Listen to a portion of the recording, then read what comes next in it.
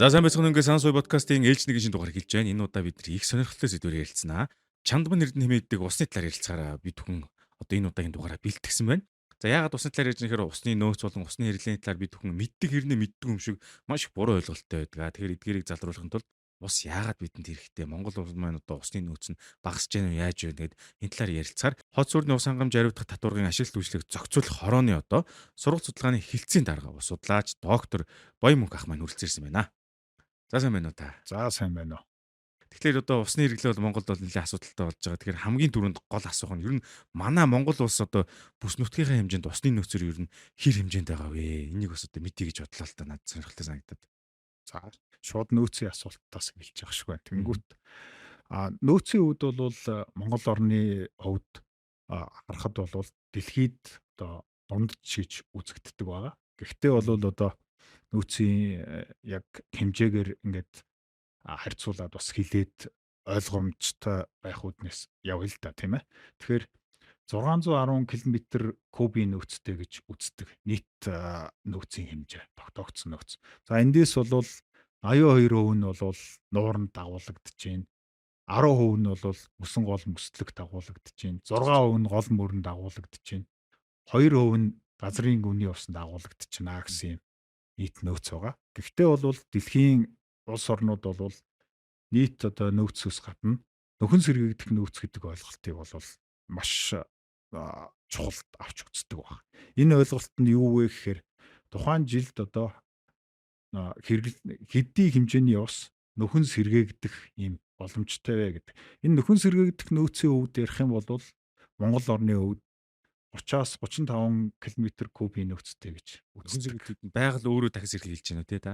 Тийм ээ. Одоо яг үндсэндээ бол тухайн усыг ашигласан байхад бол хуучин байсан хэмжээндээ болж одоо сэргээгдэх боломжтой л гэсэн юм л өгштэй. Тэгээд ингээ явахаар бас нэг юу байгаа. Манайх ч юм бол одоо нөгөө нөөцийн хувьд бол нийт одоо нөөц харьцангуй их юм шиг боловч нөхөн сэргээгдэх нөөц ингээд бага байгаа. Тэгээд энэ 30-аас 35 км куб нөөцөөсөө 20-с 25 км куб нь бол гадагшаа урсаагаар авчдаг. Хөрхи голоороо урсаагаар авч. Одоо сэлэн мөрөн тэгээд одоо хэрлэн гол онон тэг ингээд урсаа авчдаг.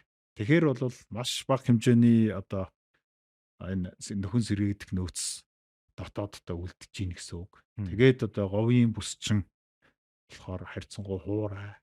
Тэгээд хуурашил тэгтээ далаагаас бол ийм өндөрлөг болохоор усны асуудал бол хамгийн чухал болчиход байгаа юм аа. За ингээд нийт усны ингээд нэлийн их хувь гадагшаа урсаад гарчт юм байна. Энийг одоо арай хувийг багасгаж Монголд авч үлдэх арга байд юм уу? Тэгэхээр нөхөн сэргээгдэх энэ нөөцийг нэмэгдүүлэх одоо гарч явж байгаа энэ хэлийн ус энийг усны нөөцийг нэмэгдүүлэх арга бол байгаа л та. Одоо тэгээд янгут хөхмбөр төслийн хэмжээнд байрлалууд нь тогтоогдсон 33 байрлал байдгийг. Одоо голдууд дээр одоо 70 том хоримтлуур үүсгэж усаа нөөцлөх юм боломжтой 33 байрлал тогтсон. Энэ дээр нийтдээ бол нэг 52 км куб усыг нөөцлж хадгалах юм боломжтой байна гэсэн юм судалгаа байдаг. Тэгэх юм бол энэ болохоор нийт одоо усны нөөцийнхөө 10 орчим хувиар нэмэгдүүлчих юм боломж байна гэсэн үг шүү дээ. Нэмэлтээр. За тэгэхээр хүмүүс одоо усны ойлголт жоохон тааруу ойлголттой гэдэг ч юм уу те усыг одоо хяналтгүй маш их хэмжээгээр хэрэглээд байдаг. Тэгэхээр одоо энээс болж одоо усны нөөц багасж байгаа юу? Энэ талаар ер нь хүмүүс юу гэж ярьд юм бол та одоо мэргэжлийн судлаач юм байхад ер нь усыг яаж хэрэглэх ёстой те? Энээс болж нөөц маань ер нь жил болгон хэр хэмжээгээр дундраад байгаа юм бол сая яригдсан. Одоо болохоор яг ингээд харахаар хяналтгүй хэрэгжилж гин ямар ч юугүй байна. Хараа хяналтгүй байна гэд ингээд зарим хүмүүс ойлгоод байдیں۔ Гэтэ бол яг үнэндээ бол нийт усны нөөцт одоо энэ жижиг аж ахуйн нэгжүүд буюу иргэдийн ингээд хэрэгжилж байгаа усны хэмжээ бол маш бага хувийг эзэлнэ.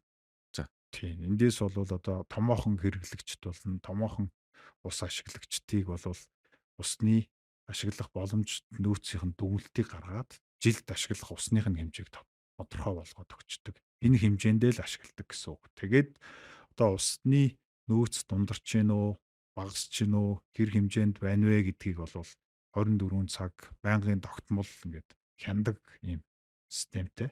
Өө за. Тийм бол одоо мониторингийн ходгууд гэж байгаа. Эндээс бол одоо газрын гүний усны мониторингийн ходгуудаар дамжуулаад одоо хагас автомат, бүрэн автомат системээр дамжуулаад усны нөөц тухайн сав газрын захиргаа усны ашиглаж байгаа газруудад болохоор хэр хэмжээнд ашиглагдаж байна вэ? Нөөцт аюул учрахаар байна уу?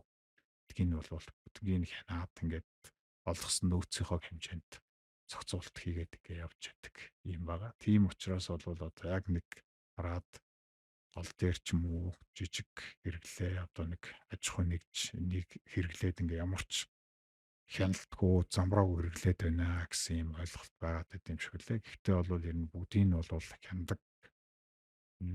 Нөөцөө хяндаг байна шүү дээ. Манай ус маань. Нөөцөө хяндаг. Тэгээд нөөцтөө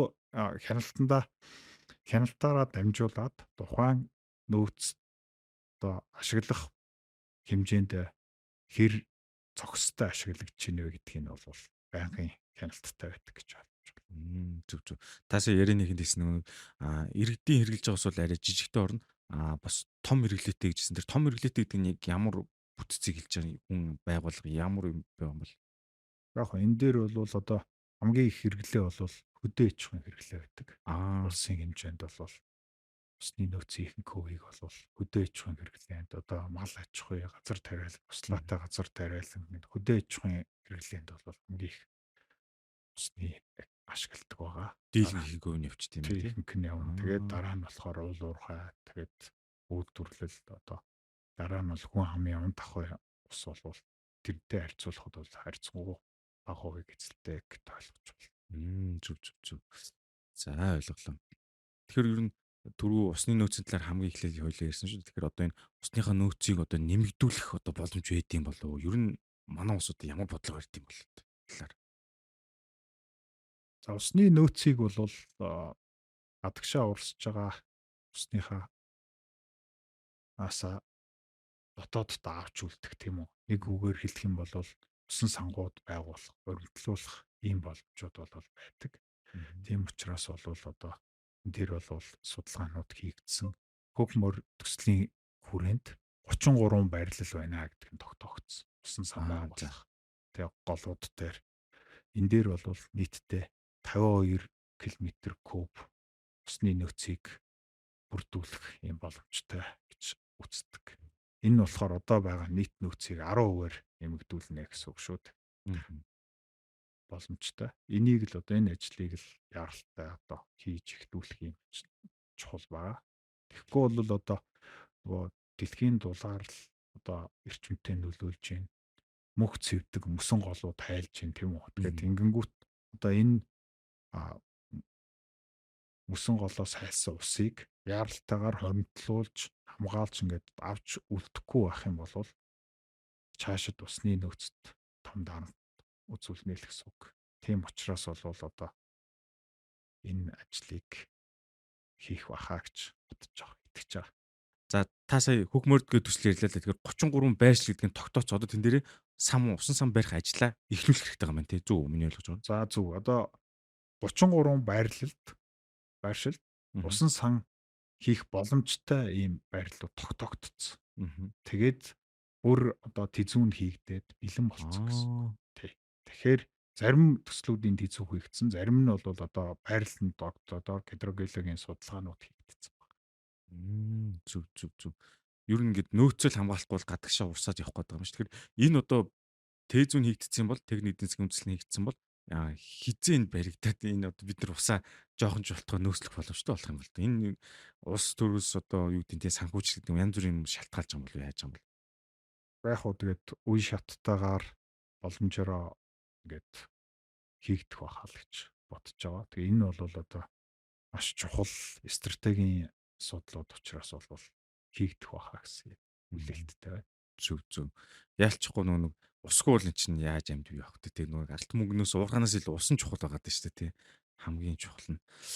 За тэгэхээр дараагийн асуулт болохоор ер нь бол Бид нар ингээд өдөр тутамдаа авсанд орж байна, гар нүрээ угааж байна, ахуй хэрэглэн тус хэрглэж байна. Тэгэхээр энэ усны холбоотой ямар одоо төлбөр хураамжууд үйт юм бол хүмүүс нэг мэддэг байх л та.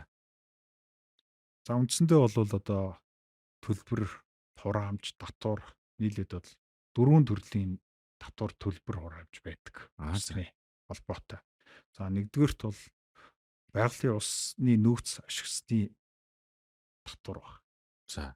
За энэнийг бол аж ахуйн нэгж үйлдвэр үйлчлэгээ ингээд хүн амын унд ахуй болон ахуйн зориулалтаар ахуйн зориулалтаар мал аж ахуй газар тариалан ашигладаг болвол энэ татвараас чөлөөлдөг.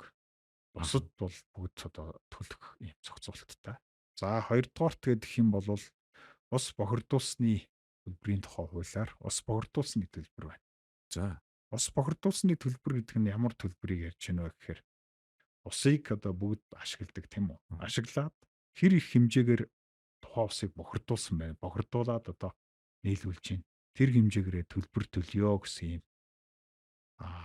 юу байгаа. Үзэл баримтлал дээр гарч ирсэн юм хууль. Энэ болохоор бохирдуулалтыг хэмжээгээр төлнө гэсэн. Бохирдуулалтлагч бодисынхаа бохирдуулсан усныхаа хэмжээтэй үржүүлээд ингээд ус бохирдуулсны төлбөрийн хууль хэрэгжиж ингээд төлбөрөө төлдөг байгаа.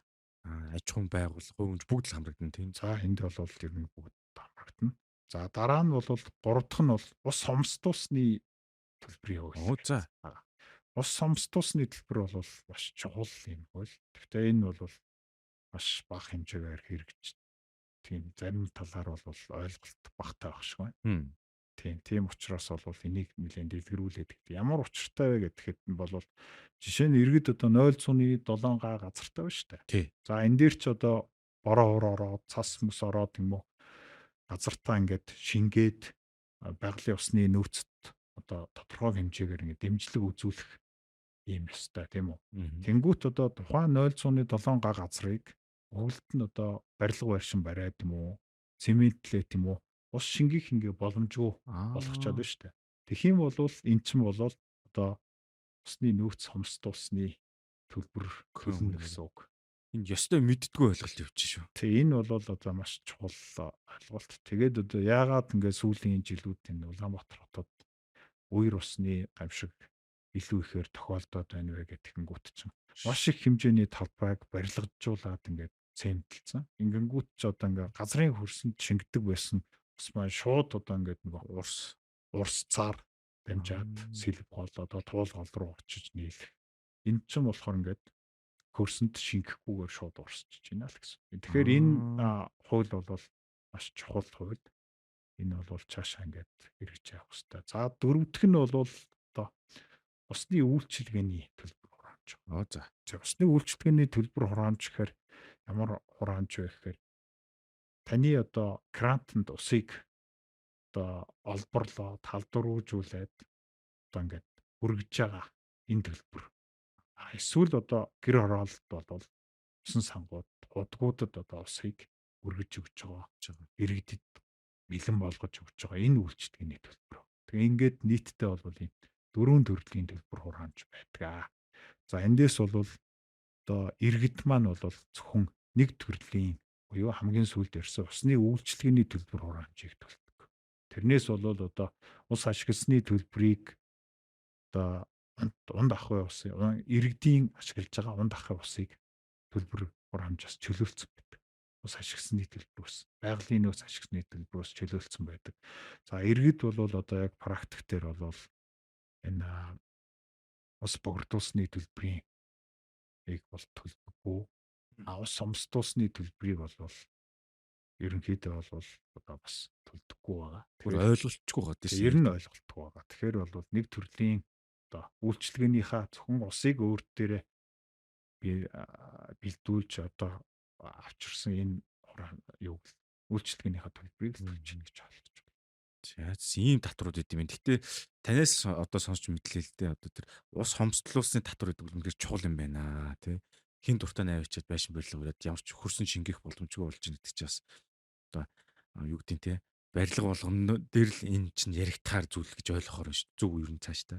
За ер нь Сайн. бол зөв. Одоо юу гэхээр дэлхийн хотууд бол аль болох одоо ногоон байгууламж зүлэг тийм үү. Мгм. Тэгээд хайрга одоо ингээд нөө эн чин болохоор тухайн талбай дээр орсон усыг хөрсөнд ингээд шингээх юм боломжтой.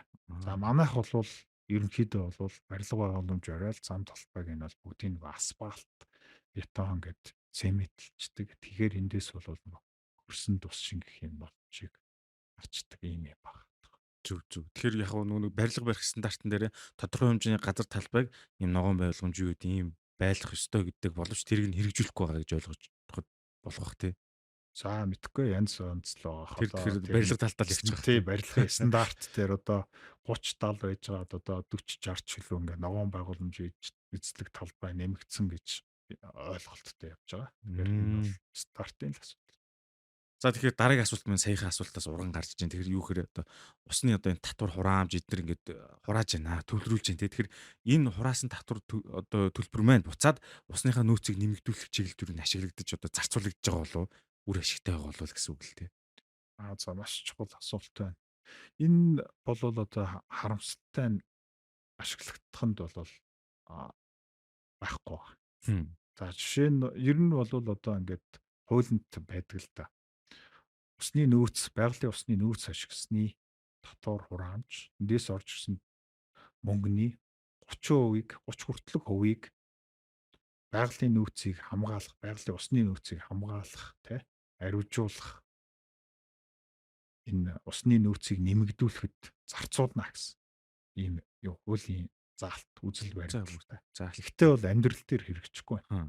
Жишээ нь бол одоо ингээд тухайн сум аймаг нийслэлтэй одоо энэ засаг дарга одоо бусад одоо төсөвт ороод ингээд өөр зорилт төсвийн алдагдах ч юм уу ингээд бусад юм зарцуулагдаад ингээд явцдаг. Тусгаалсан ингээд сан байхгүй учраас нэгдсэн хяналт менежмент байхгүй ийм байна л да. Тэгэхээр ер нь бол одоо цаашид байгалийн усны нөөц ашигласны төлбөр хураамжийг яг зорилтын дагуу ашиглаад явах юм бол усны салбарт бол маш том дэмжлэг одоо болно.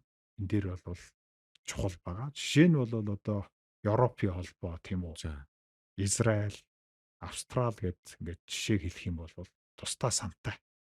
Сандаа бол тухайн усны нөөц ашигласны татвараас орж ирсэн мөнгийг одоо Европын холбоо 30 гэхэд Израиль 70 өгчих юм уу? Зөвхөн тэр санд хоримтлуулна. Өөр ямар ч зорилтоор ашиглахгүй. Зөвхөн одоо усны нөөцийг нэмэгдүүлэх, хамгаалах гэд шинэ усны энэ дахин ашиглах инновацтэй бусад одоо энэ чиглэлд усныхаа нөөцийн чиглэлд зарцуулагддаг байна. Тийм учраас бол энэ болохоор бас цаашаад хэрэгжих бах. Тэгээд усны салбар бол энэ байгалийн усны нөөцийн төлбөр салбартаа зарцуулагдсанаар бол цаашид маш их хэмжээний тийм байгууллагууд хийгдэх, усаа нөөцлөгийн боломжууд бүрдэх юм болов уу гэж бодож байна. Зөв зөв. Одоо нөгөө түрүүний яриадсан нөгөө 33 байршилд одоо нөөцийн 70 тэргээд тэрэндээ бас уг зарцуулж ивэл тий үн тэгдэл бодлоо тэгэх гэж л одоо хуулийн заалт орсон баг л та бодвол.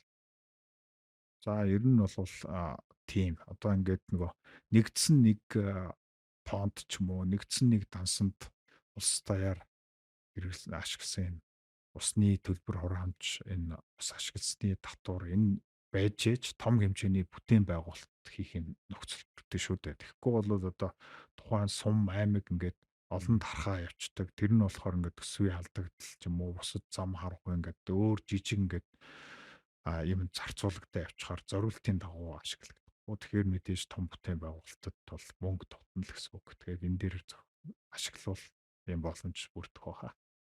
За тэгэхээр бид нар бол ярианыхэнд бол Монгол улсын усны нөөцийг ярилцлаа. Ийм хэмжээний нөөцтэй нөхөн сэргээгдэх нөөц юм байт юм байна гэд. Тэнгүүт нь улсын хэмжээнд юу н ямар хэмжээний усыг одоо ашиглаж байгаа юм болоо жилдээ тий. За жилд сүүлийн 5 жилийн судалгаагаар бол нийтдээ бол нэг 600-аас 680 сая метр куб усыг жилд ашиглаж байгаа. За энд нь бол одоо литраар гэдэг хүмүүс сайн ойлгодог. Тэгэх юм бол одоо 600-аас 680 тэрбум литр усыг жилд Монгол улсад Хм. ашигладаг л гэсэн үг шүү дээ. Тий. Ийм хэмжээний усыг Жил ашигладаг. болгон ашигладаг хонь шүү дээ тий. Тэгээ жилд тэгээд ер нь бол жил болгон одоо ковидын үед бол нэг үйлдвэрлэл үйлчлэгнүүд баг зэрэг зогсоод баг зэрэг багассан. Тэрнээс хойш бол ингээд тогтмол өсөж байгаа. Ягаад хүн амын тоо нэмэгдэж байна. Уул уурхай үйлдвэрчлэлт одоо нэмэгдэж байна. Тэгээд мэдээж одоо усчин бүх салбарт хэрэглэгддэг учраас усны ашиглаж байгаа усны хэмжээ бол цаашид ч гэсэн бол нэмэгдээд явах ийм процесстай байна. Зүг зүг. Нийт саяын тоо бол таны эсрэг бол нийт улсын хэмжээнд байх тий. Одоо тэгвэл манай дийлэнх хүн амын талаас илүү нэг Улаанбаатар хот мань юу ямар хэрэглээд байгаа бол. За Улаанбаатар хотын усны хэрэглээ бол өдөрт нэг 300 орчим мянган метр куб гэж Өө зөө. явдаг ба. Хоногийн штэ. Хоногийн тий. Тэндээс бол одоо тал орчим хувь нь бол ус угийн удирдах газрын олборлсон. Ус одоо 100 өдрийн хоногийн 140-с 180 мянган метр куб усыг олборлож согомшуулжгаар хэрэглэгч ингээ нийлүүлж байна. За дээрэс нь бол одоо цахилгаан станцуудын хэрэглэж байгаа ус. Бусад одоо үйлдвэрлэл үйлчлэгнүүд, хувийн хотгууд те бусад одоо ингээд ашиглалтуудаа нэмээд үцгэд бол нийтдээ нэг 300 орчим мянган метр куб усыг хоногт ашиглаж байна гэсэн юм судалгаа. Тэр чинь жилдээ бүр нэлээд өндөр ах нь тий. За жилд бол нэлээд өндөр тоогаар шүү. Тэгээд эндээс ингээд харахад бол бас асуудлууд байгаа. Юу гэдэг юм бол ашиглах одоо боломж нөхөн сэргээгдэх ашиглах боломжтой нөөцийн хэмжээ бол Улаанбаатар хотод нэг 180-аас 200 мянган метр кубик ашиглах юм бол байгальд ямар нэгэн асуудалгүй гэсэн юм дүгнэлтүүд байдгийг. Тэнгүүр ч одоо энэ хэмжээнээс ингээд аваа явцсан гэдэг маань бол тэр хэмжээгээр одоо олон экосистем нөлөөлөх тийм ээ. Одоо туулгал зарим үед нэг ширэгдсэн тийм иймэрхүү юмнууд татарсан харагдаад байдаг шүү дээ. Энэ хэмжээгээр л одоо ингээд ийм байдлаасаа усны хэмжээ татарч байгаа юм асуудал. Ер нь чинь тэгвэл доголдоод эхэлсэн гэсэн үг болох гэдэг шүү дээ тий. Нэг хэрэглэн зөкстэй хэрэглэнсээ давчна хэр тий.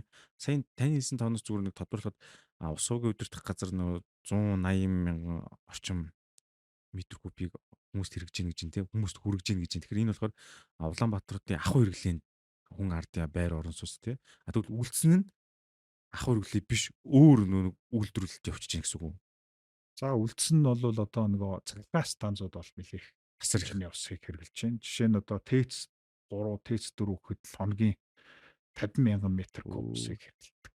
Тэгээд одоо бусад станцууд болно. Тэгээд одоо төмөр зам эсхтэй. Тэгээд бусад өөрсний хүний хотогтой аж ахуйн нэгжүүд, айл өрхүүд гэдэг энэ бүгдийн хэрэглээ барилга байгууламжуудтай бусдын ингээд нэмээд үцгэд нэг тийм хэмжээний юу гардаг, цоцгол гардаг. Ер нь ийм усны хэрэглээ маань зүгээр Улаанбаатар хотоор жишээ авч хад нөө улирлын чанартай гэж үйд юм болоо. Өвөл одоо чи халаалтахаар ус эрэхтэй болоод нэг эргэлдэж байгаа шүү дээ тий. 100 болохоор багасдаг юм болоо. Энэ улирлын чанар байх уу? За улирлын чанар бол мэдээж тодорхой хэмжээнд бол байгаа. Гэхдээ бол түрүүн хэлсэн тоо бол их тийм бүр их хэмжээгээр хэлбэлцэхгүй.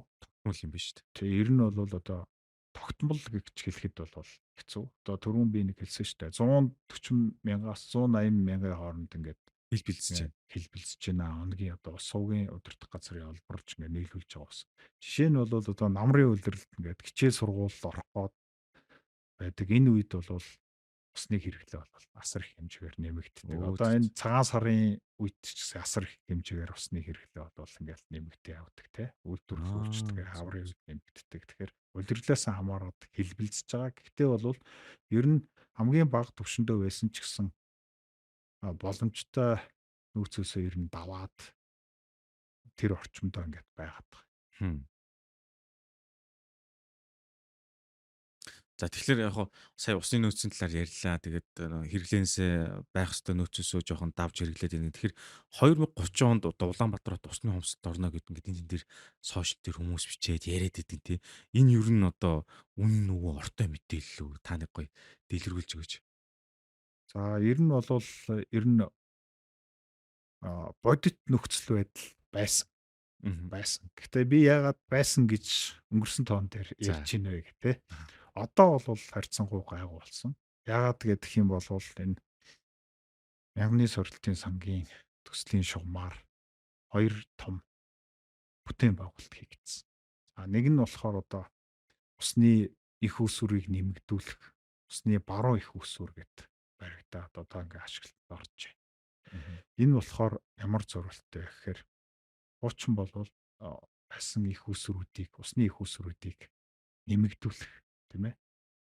Одоо бидний мэдхээр бол шугам паприк, биокаминад гэдэг тийм. Тийм. Энд байдаг энэ уснууд бол харьцангуй нөгөө цэвэрлэх байгууламжаасаа доошо байхаа гэсэн учраас илүү бохирдолтой. Тэгээ шууд одоо унд ахуйд хэрэглэхэд ингэ тохиромжгүй гэсэн юм дүгнэлттэй байсан. Тэнгуут одоо эндээс хоёр усны их усрүүд гаргаад Улаанбаатар хотын усны нөөцийг ингээд нэмэгдүүлчихнэ гэхээр энэ дээр усыг гүн цэвэршүүлэх үйлдвэр гэж давхар бариад усаа олборлоод гүн цэвэрлэх үйлдвэртэй бүрэн хэмжээгээр гүн цэвэршүүлээд тэгээд стандарт нийцүүлээд тэгээ хэрэглэгчид үйлдвэр аж ахуйн нэгжүүд хэрэглэгчид ингээд нийлүүлэх юм боломжтой болсон. Тэгэхээр шинэ их усүр ингээд нэмэгдсэн гэсэн үг. За хоёр дахь нь бол хаягдл усыг дахин боловсруулах үйлдвэр гэдэг. За. Энэ бол бас одоо дэлхийн жишгт хэрэгэлдэг ийм л жишг. Тэнгүүт бохир усыг стандартын хэмжээнд хүртэл нь цэвэршүүлээд тэгээд энийг болохоор зөвхөн техникийн зорилтоор 3 4 дугаар цахилгаан станцд ингээ нийлүүлэхээр болж байгаа. Энэ төсөл хэрэгжснээр бол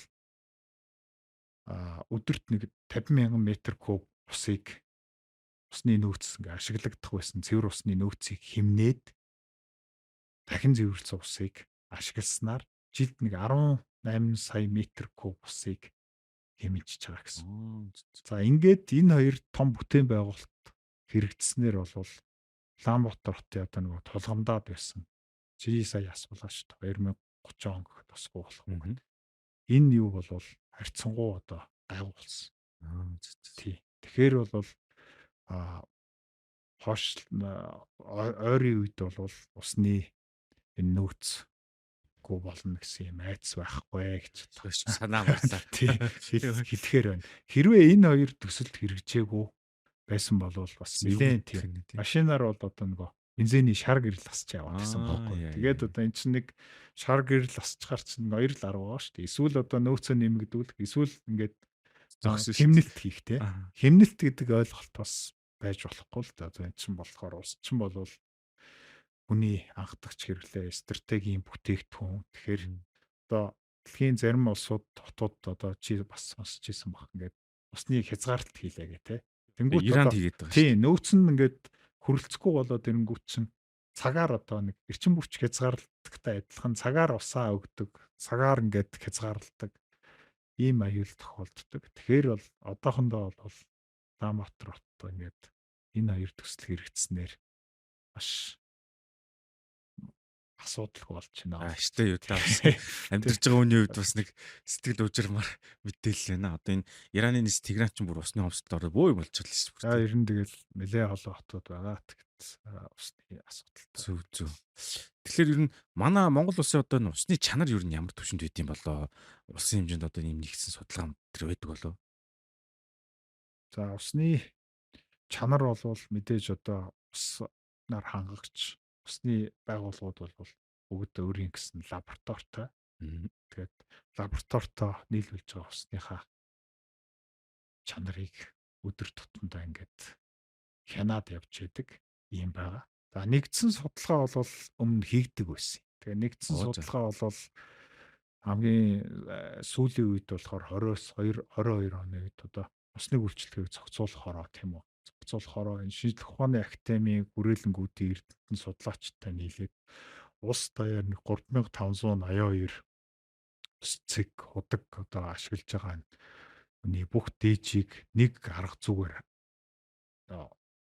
аваад нэг арга зүгээр 88 үзүүлэлтээр ингээд хэмжээд ингээд тайлангийн номнууд гаргаад нэгдсэн нэг юм мэдээлэлтэй болсон.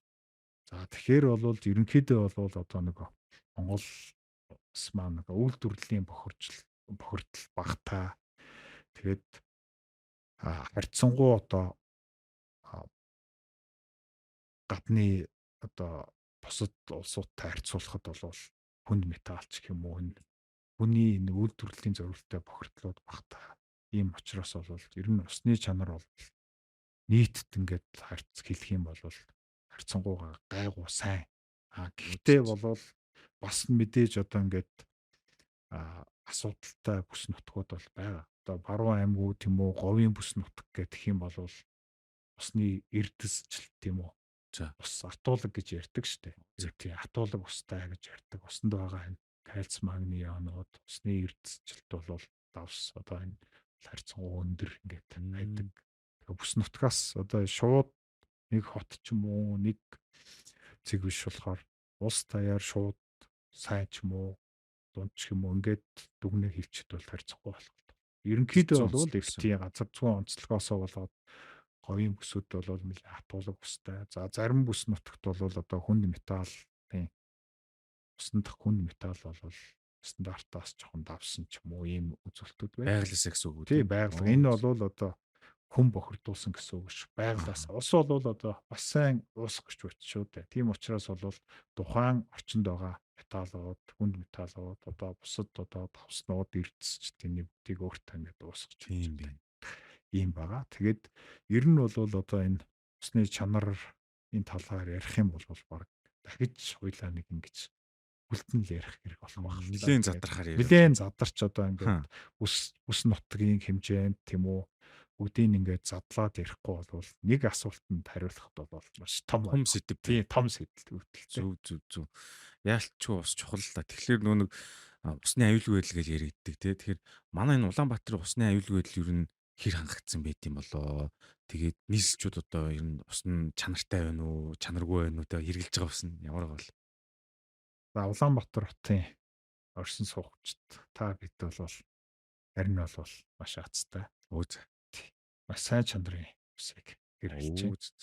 Тэгээ стандартад нийцсэн ISO стандартаар бол стандартын шаардлага хангагдсан. Үндэсний Монгол үндэсний стандартаар бол шаардлага хангагдсан. Тэгээ өдөр тутмын харилцаатай ингээд сайн чанарын усыг үндэсний устай хэрэглэж байгаа.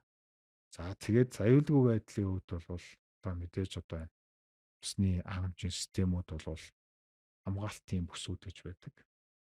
Энгийн хамгаалтын бүс, тусгай хамгаалтын бүс гэдэг ингээд бүсүүд байгаа.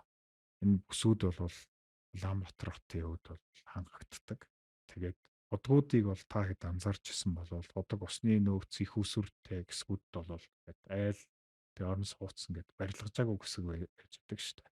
Ингээд хамгаалдаг. Тэгээд дотоодын цэвэг ингээд босод яваар хамгаалдаг. Усны нөөц одоо усыг алдуургүйжүүлэх тэгээд иргэдэд түгээх одоо энэ бүх систем бол ингээд битүүмжлэгдсэн маш аюулгүй системээр явагддаг. Тийм учраас бол та бид бол маш аюулгүй чанарын шаардлага хангасан ийм айдвартай усыг өдөр тутамдаа хэрэглэж байна гэж ойлгож байна. Одоо манайх шиг ингээд гүний цэнгэг стандартын шаардлага хангасан ийм гүний цэнгэг усаар усанд ороод тийм үү 0-доо хэрэглээд байж байгаа ус бол маш ховор шүү дээ. Тэгэхээр бол бид нар бол бас сайн чанарын усыг л одоо өдөр тутамдаа ашиглаж байгаа гэж ойлгож байна. Зүг. Ер нь бол жоохон тансаглаад байна шүү дээ тий. За ер нь бол усан дээр бол яг тансаг байгаа шүү л гэж.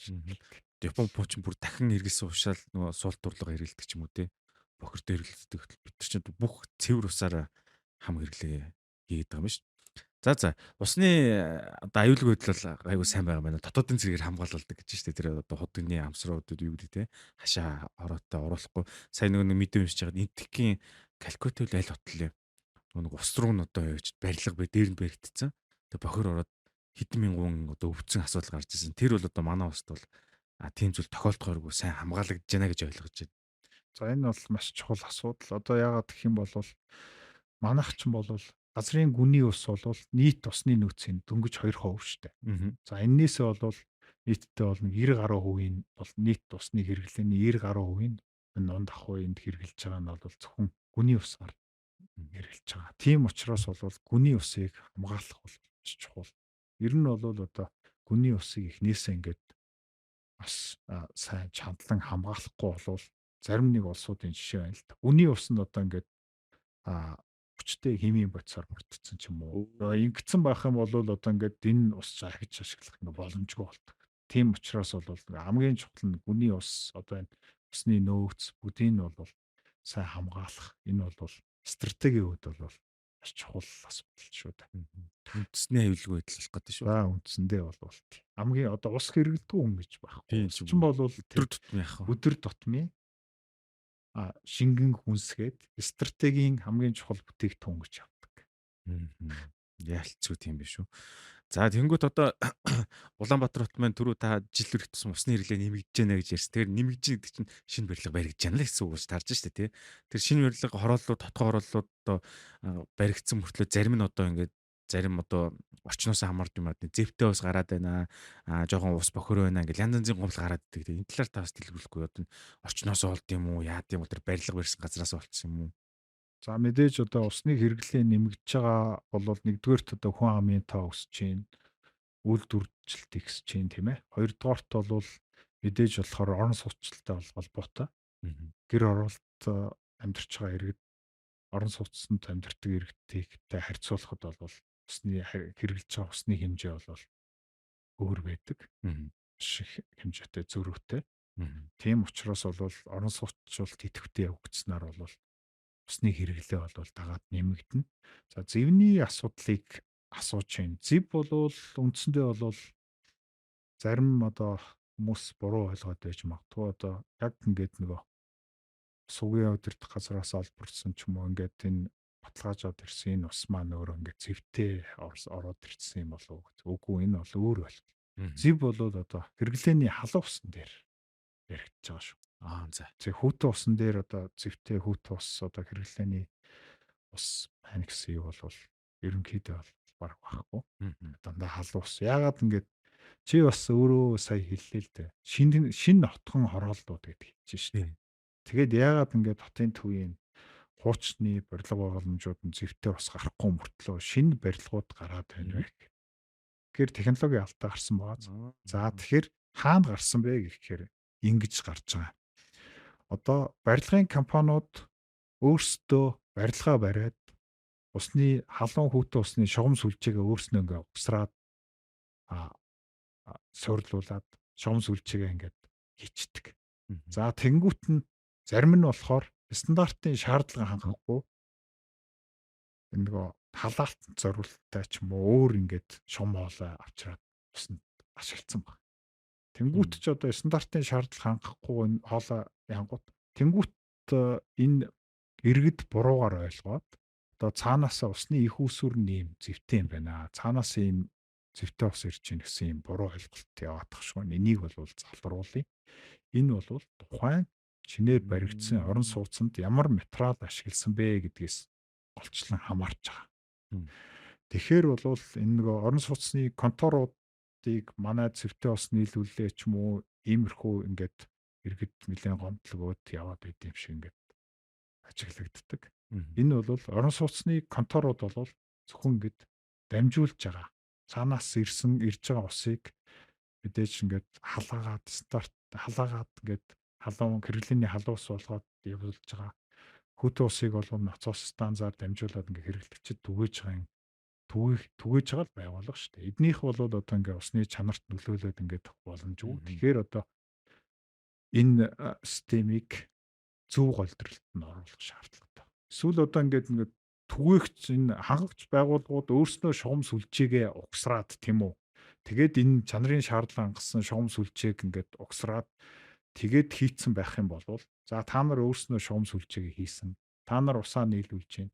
Та нар энэ зэвтэй ус гарч байна. Танаа хариуцлага гэж яригдэн шүү дээ. Тэгэхгүй бол одоо дурын компани гарч ирээд өөрснөө ингээд зэрэгэлдээ хоёр барилга байгаад нэг нь зэвтэй ус гарч байна, нэг нь зүгээр шүү дээ. Энэ болохоор тухайн байранд юм уу гадна байгаа шугам сүлжээнд ашигласан материалтай л холбоотой байгаа. Ийм л асуудал. Барьсан компанитай холбоотой ш тарж байгаа. Ямар материал сонгосон. Ер нь материалын чанартай л холбогдож байна гэж хаалгаж байна. Гэхдээ одоо тэгэхээр шинэ орон сууц судалтай авах юм бол одоо баг тэрийг судлах хэрэгтэй болох нь дээ бас.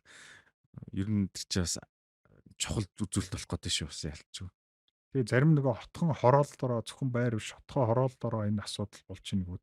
Энэ болохоор дотроос гадна одоо нөгөө тухайн байрны гаднах шугам сүлжээн дээр болохоор зэв гэдэг чинь болохоор одоо агаартай эсэлдэж чинь гэсэн үг шүү дээ. Тэг зэг үсэж байгаа. Тийм тэгээ зэв үсэж байгаа. Тэгээ тухайн төмөр те агаартай эсэлдээд ингээ зэв үсэж байна л гэсэн. Тэгээд ойлгомжтой байгаа. Тэгэхээр Анхаарах асуудал Тий. шүү. За ер нь таны ярианаас бүр нэлээс ойлгож авлаа. Яагаад хуучин барилгууд нь зүгээр мөгөн мөртлөө шинэ хотнууд нь гэдэг ялгааг маш сайн одоо материалын чанар энэ тайлбарлаж өглөө гэж бодлоо л та. За тэгэхээр одоо ер нь литр жишээ аваад ярил л та. 1 литр усыг олборлоод хэрэглэгчд хүргэх одоо бод зардал болон өнөөдрийн борлуулж байгаа үн хооронд нь одоо ямар нэгэн тийм зөрүү байдгүй та нэг одоо бодтоор юм тоо үзүүлэлтэр хэлэх боломжтой болов. Тэгээд ер нь хэрвээ зөрүү байд юм бол энийг яаж нөхд юм болоо те. Иймэрхүү асуудал бас бодогдлоо л доо. за энэ дээр бол асар их хэмжээний алдагдал байгаа. Оо тийм. Тий. Одоо энийг бол бас нуухгүй л хэлжсэн дээр тий асуудлаа ер нь нуухгүй хэлжээж энэ асуудал чинь Хүмүүс мэдээлэл даймжрах тусам бол улам асуудал томордог учраас одоо шууд хэлчихье. Одоо бол энэ усны холбоотой ус олборлдог, нийлүүлдэг одоо конторууд ингээд бүгд асар их хэмжээний өөр авлагын асуудалд орсон баг. хаа.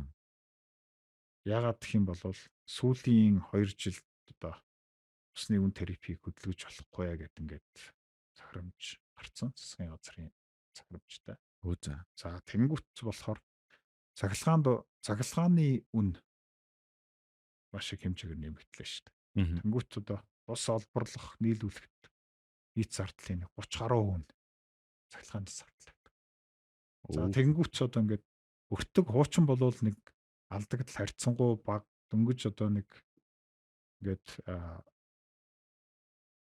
ойр зургийн хэрэгцээ тий нэг цахилгааныхаа зардлыг төлөх ажтыгаа цалинг өгөх энэ хэмжээнд ингээд байсан болвол одоо ингээд цахилгааны үн дээр нэмэгдснээр бол асар их хэмжээний алдагдал болчихж байгаа. За хоёулаа зүгээр нэг жишээн дээр яриад үзье.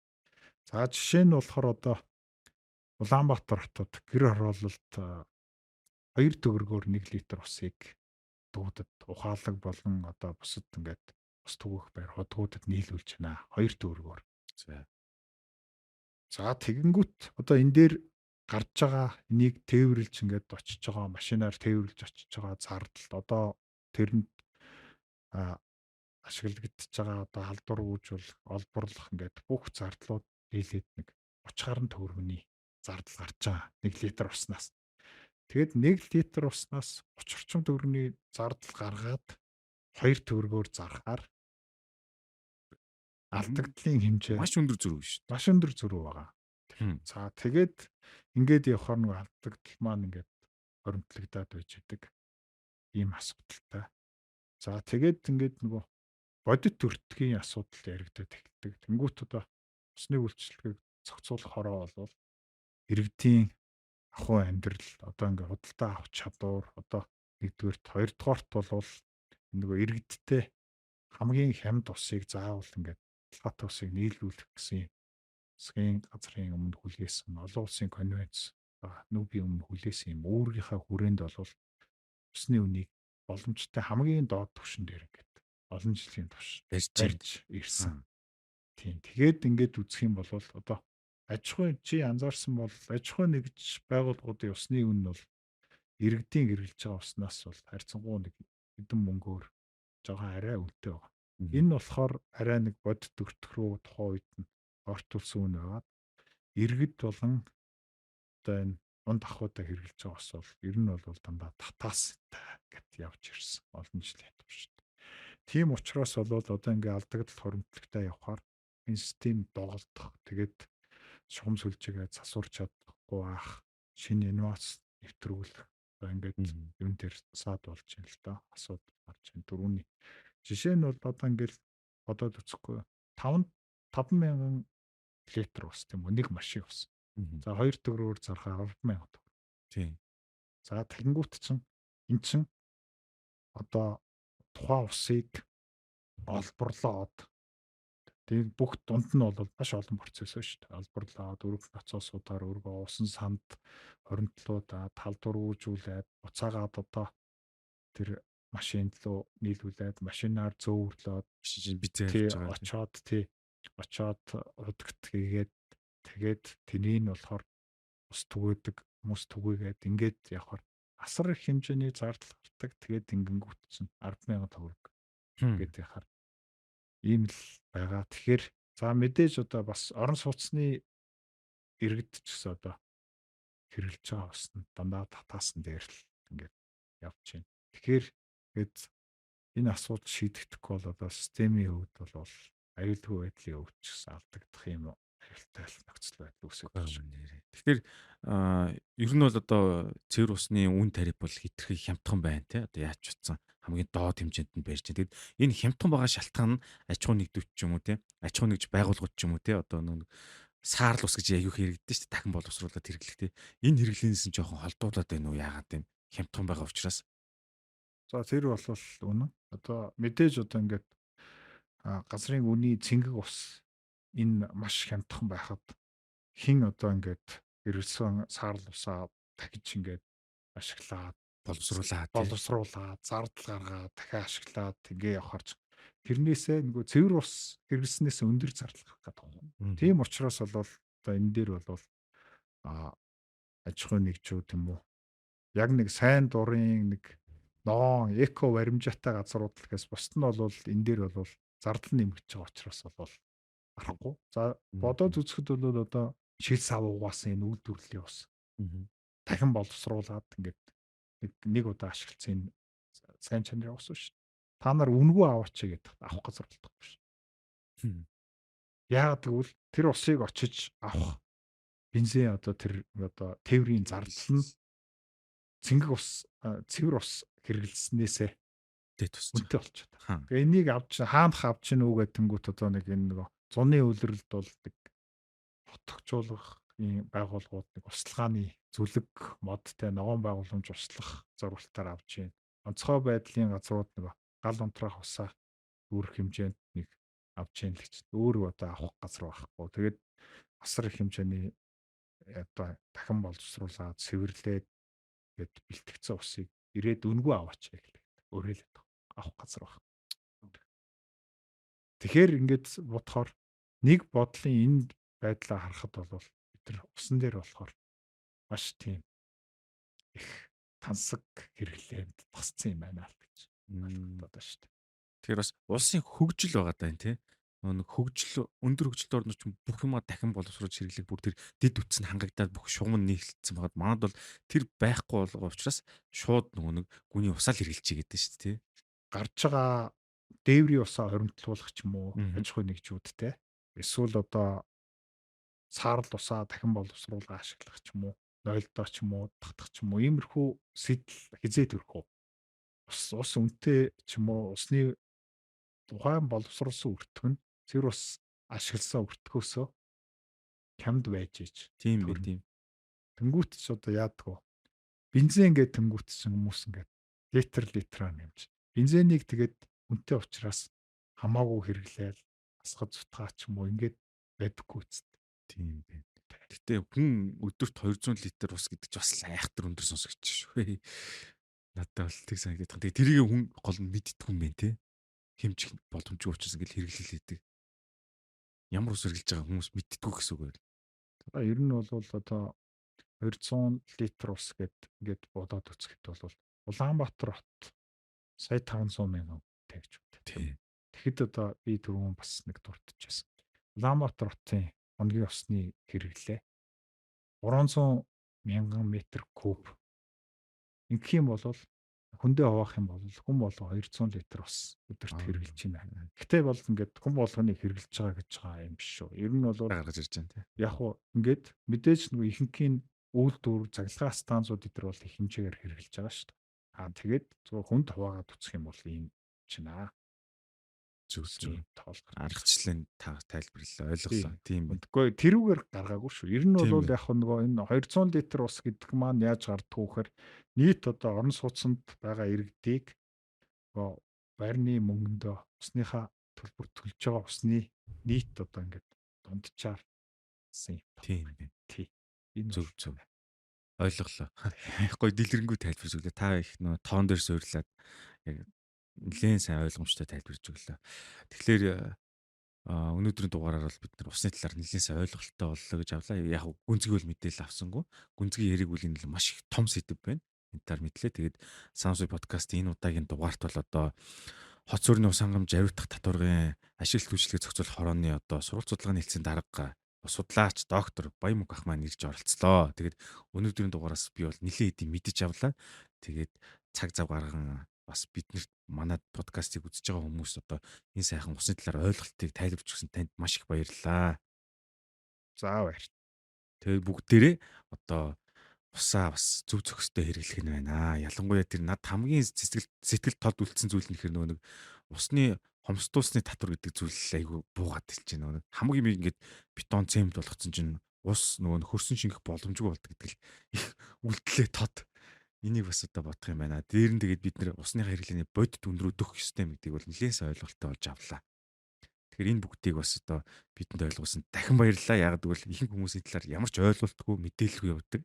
Тэгээд энийг сонсож байгаа хүмүүс та бүхэн ч гэсэн бас энэ талаар бас бодолцоорой гэж хүсэж байна. Цаг зав гарan оролцсон ирсэн та бүхэнд баярлалаа. За баяр. Дараагийн дугаараар уулзлаа. Түр баярлалаа.